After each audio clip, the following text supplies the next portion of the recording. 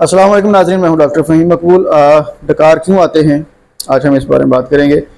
जब हम कुछ खाते पीते हैं तो खाने के साथ कुछ ना कुछ हवा हमारे स्टोमक में चली जाती है, जो बाद में मैदे पर बोझ बनती है और जिस्म उसको बाहर निकाल देता है। हम उसको डकार कहते हैं।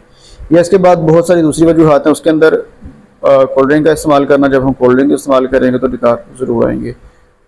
या स्टोमक ख़राब हो जाए और एसिड रिफ्लक्स का मामला हो तो डकार जलन के साथ आएंगे, बदबूदार आएंगे। या स्टोमक की वीकनेस हो तभी डकार आएंगे और जलन के साथ डकार आएंगे।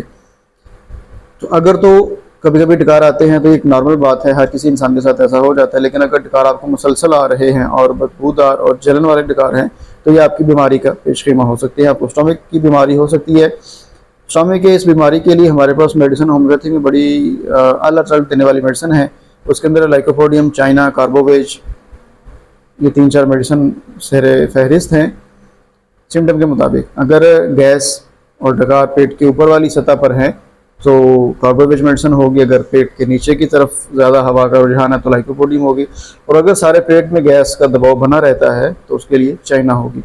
बाज़ औक़ात लोगों को कन्फ्यूज़ होते हैं कि पेट के गैस ऊपर है या नीचे है, कहाँ पर है।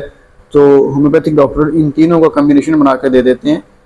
लाइकोपोडियम, चाइना और कार्बोवेज, इन तीनों का कम्बिनेशन 30 मिनट वंडर में पेशेंट की सेहत और उसकी जिस्मानी साख्त के हवाले से तो ये बड़ा कारगर नुस्खा चलता है।